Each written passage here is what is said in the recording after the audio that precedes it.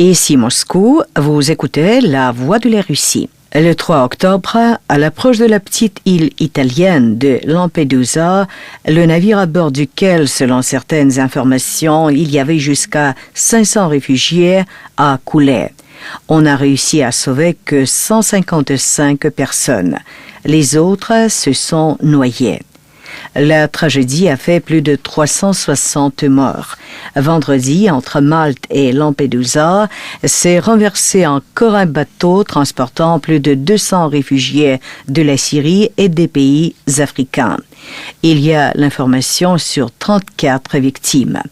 Bref, les tragédies des immigrés illégaux tentant de passer via la Méditerranée en Europe se prolongent.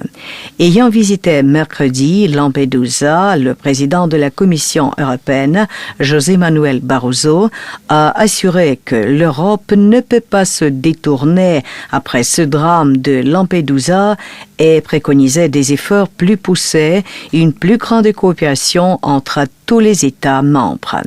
La déclaration du chef de la Commission européenne et la situation générale avec l'immigration illégale est commentée dans l'interview par téléphone de Paris à notre correspondant Igor Yazon par le rédacteur en chef du magazine en ligne afriqueredaction.com, Roger Bongo. Merci de m'avoir accordé la parole pour répondre à ces cas qui est assez difficile.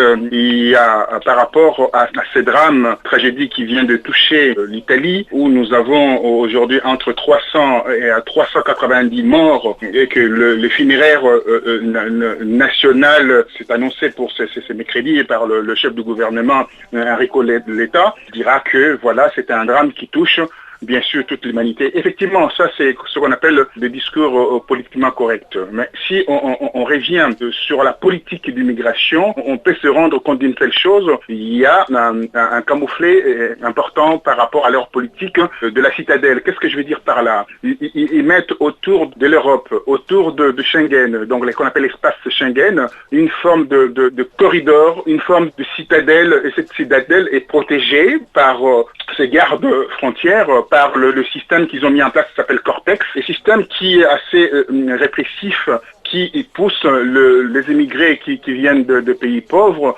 de pénétrer dans des territoires protégés par l'espace Schengen, donc en Europe. Alors d'où ça vient en fait ces flux migratoires? Il faudra commencer d'abord en amont savoir qu'est-ce qui se passe.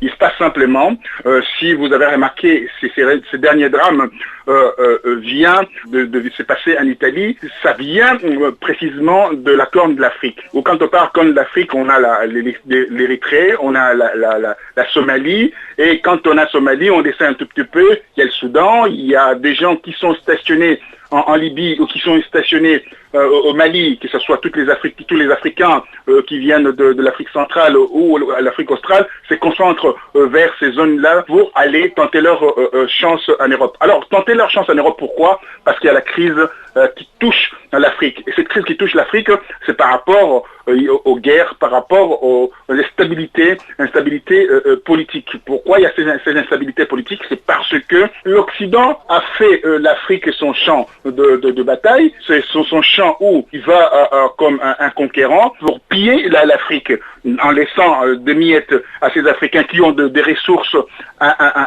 importantes, qui n'en bénéficient absolument pas. Donc la meilleure façon pour eux, c'est quoi? De chercher l'Eldorado. Or, l'Eldorado aujourd'hui n'existe absolument pas ici en Europe. On voit avec la crise récurrente qui touche l'Occident. Donc c'était ce qu'on appelle c'est des miroirs aux alouettes. Donc on fait miroiter aux Africains qu'il y a l'espoir de l'autre côté. Ils payent 1000 € pour aller mourir en fait dans des mers, dans des eaux, pour aller tenter leur chance, et ce qu'on appelle des chances hypothétiques. Donc c'est quand même un drame qui touche d'abord l'économie. il faudra commencer à réguler. Je donne l'exemple qui est simple. La RDC aujourd'hui, c'est un pays qui fait 4 fois la France, qui souffre depuis 20 ans aujourd'hui d'une guerre fratricide. Il y a des rébellions qui sont aujourd'hui alimentées, qui sont entretenues par des multinationales, 85 multinationales qui pullulent en RDC, dans l'est de la RDC. Il y a eu plus de 6 millions de morts. Quand je dis 6 millions de morts, je n'extrapole pas au niveau des chiffres. 3 millions de déplacés et plus de 1,5 million femmes violées. Et ces gens-là ne bénéficient pas de leur richesse. Donc qu'est-ce qu'ils font? Ils sortent de ces pays pour aller chercher des refuges dans des pays où ils peuvent trouver un semblant de calme. Qui entretient ces drames? Qui entretient ces drames par exemple au Mali? Qui entretient ces drames par rapport au Somalie? Qui entretient ces drames dans les pays arabo-musulmans? On voit cette espèce de printemps arabe qui a touché la Tunisie, qui a touché la Libye, qui touche l'Égypte aujourd'hui. Mais ce sont des éléments qui sont fabriqués pour déstabiliser, bien entendu, l'Afrique, afin qu'on mette la main sur la richesse de l'Afrique. C'est comme la richesse de la Libye aujourd'hui. Avant, la Libye fonctionnait parfaitement bien. Aujourd'hui, la Libye, c'est un drame humanitaire extraordinaire. Mais qui a provoqué cette guerre? Mais je pense que M. Poutine avait fait un état par rapport à cette situation en disant « Mais vous nous avez trompé par rapport à la Libye. La guerre en Libye, ce n'était pas une guerre, c'était simplement de s'accaparer du pouvoir, la richesse de la Libye. C'est pour cela que l'OTAN, avec sa résolution qui devait bien entendu protéger la population, a bombardé la population et il y a eu 150 000 morts. Donc aujourd'hui, on voulait faire la même chose avec la Syrie. Vous savez, il y a des réfugiés syriens qui viennent en Europe. Alors, ça vient pourquoi? Avant, il n'y avait pas de réfugiés. Ils viennent aujourd'hui parce que l'instabilité créée dans leur pays, à travers ces instabilités qui fleurissent de partout, voilà, l'Europe est envahie. Donc c'est comme l'histoire de boomerang. Vous envoyez les boomerangs, ça revient vers vous. Voilà, donc l'Europe aujourd'hui ne doit pas se voiler la face pour dire que les immigrés nous envahissent. Alors il faut les lits d'extrême droite, il faut les lits de tous ces gens qui veulent désigner comme immigrés les sources de leur malheur. Donc je pense qu'il faut tenir compte de tous ces éléments-là. En tenant compte de ces éléments-là, on pourra bien entendu créer un plan international sur l'immigration.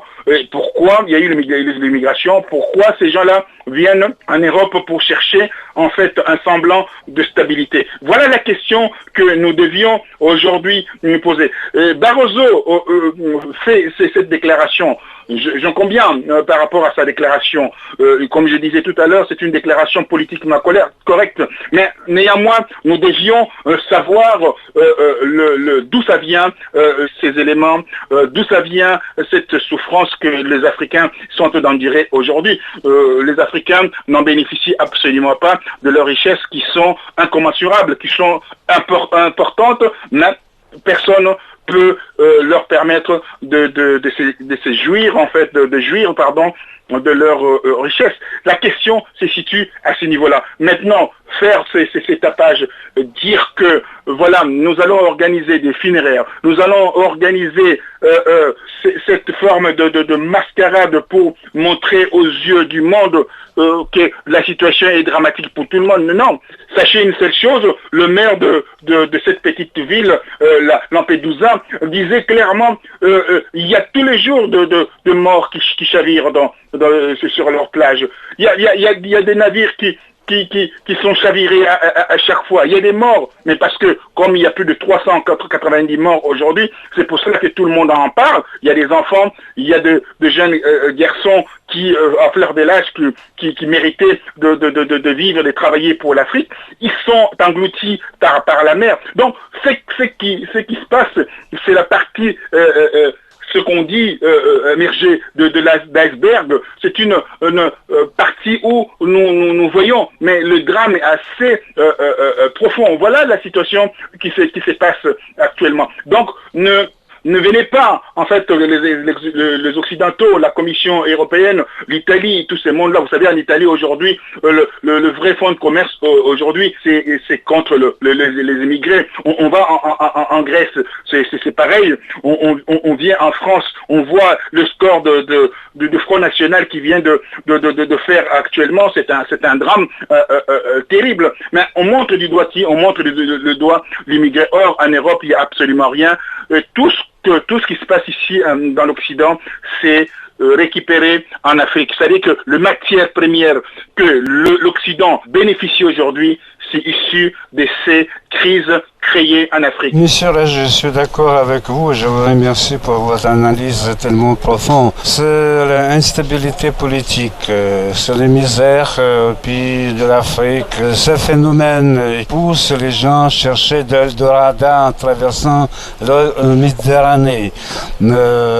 Comment trouver la solution de ce drame de votre point de vue? C'est qu'en fait, la communauté, la Commission européenne essaie de voir par rapport à cette tragédie qui vient de toucher en fait Lampedusa. Qu'est-ce qui est dit au niveau européen de la communauté européenne? Ils ont dit donc on doit se réveiller, essayer de faire un constat d'abord par rapport à tout ce qui se passe, voir comment gérer ces flux migratoires qui est bien entendu incessant, qui attire en fait une situation de désastre autour de nos villes et de nos côtes au niveau de nos frontières.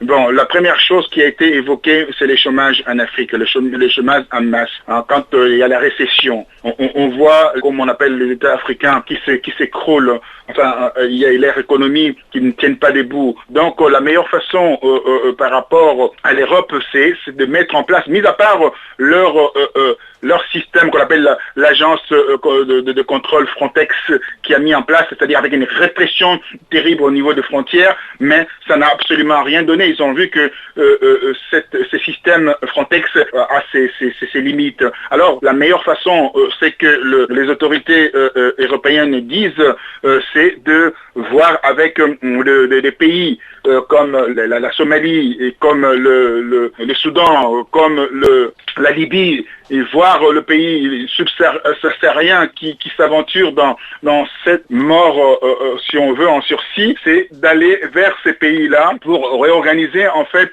d'abord à la fois en termes de formation pour les gens qui souhaiteraient immigrer, pour leur montrer la réalité en Europe, que c'est même pas la réalité, qui est le passeur, qui est le trafiquant. Vous savez, quand on regarde, pour faire une petite parenthèse, quand on regarde ces images qu'on voit des navires de pêche qui traversent la Méditerranée vers l'Europe, on se rappelle d'une seule chose, c'est par rapport au esclavage, l'esclavage, quand on ramenait le noir dans des galères, et tout cela, ça me fait rappeler quand même, on est à 400 ans en arrière, donc on est vraiment dans une souffrance terrible par rapport à cela. Donc, par définition, il faudra, pour revenir à ce que vous avez posé comme question, par définition, il faut essayer de réguler ces flux migratoires avec à la fois la communication, dire à ces Africains, il n'y a plus rien en Europe, ce qu'on appelle l'état des providences en Europe n'existe plus, et avec l'endettement, avec la souffrance partout, avec ces 28 pays de l'Europe.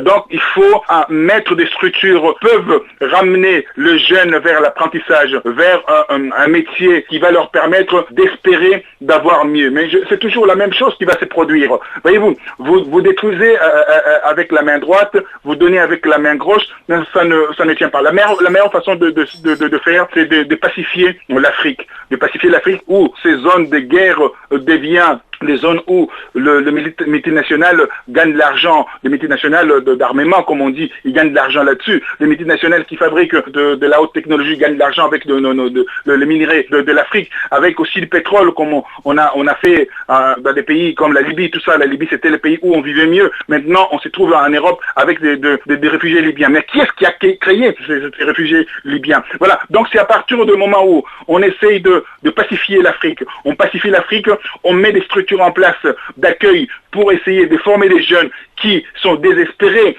dans leur pays, de trouver à la fois un emploi, d'avoir des garanties de formation et aussi de libérer le principe d'obtention de visa. Parce que avec ce qu'ils ont mis en place, comme je parlais de la citadelle tout à l'heure, ils veulent créer une citadelle. Ce qu'ils ont mis en place, c'est tellement répressif. Vous payez vos frais, par exemple 500 € ou 400 € pour l'ensemble des frais pour obtenir un visa. À la fin, on vous dit que voilà, vous n'avez pas droit à ces visas-là. Qu'est-ce que vous allez faire prochainement? Vous allez chercher un passeur, en trouver un passeur à travers ce passeur, et le passeur va vous miroiter le meilleur issue favorable par rapport à votre situation dramatique, mais à l'arrivée, il vous envoie à l'abattoir, comme on vient de voir. Donc, ce qui fait que, à la fois, pour contrôler ces flux migratoires, il faut mettre en place ces systèmes de communication assez importants pour toute l'Afrique, pour dissuader les personnes qui souhaiteraient venir en Europe, qui ne viennent pas, et également mettre des cycles de formation pour de jeunes gens, donc de leur donner l'espoir par rapport aux formations, par rapport au système d'enseignement. Et à la fin, de pacifier l'Afrique. Si on ne pacifie pas l'Afrique, on va se retrouver toujours avec cette histoire du serpent qui se mord la queue. Donc, on ne va pas en un mot régler la situation. On regarde les résultats, en fait, la résultante de ce qui se passe. Donc, il faut permettre aux Africains, bien entendu, de rester chez eux en mettant à leur disposition cette paix qui est réclamée par tout le monde, et également des structures qui soient adéquates pour permettre à ces Africains de ne pas espérer d'aller vers l'Afrique, vers l'Europe qui est absolument rien. Voilà ce que je peux dire. C'était l'interview du rédacteur en chef du magazine en ligne afriqueredaction.com, Roger Bongo.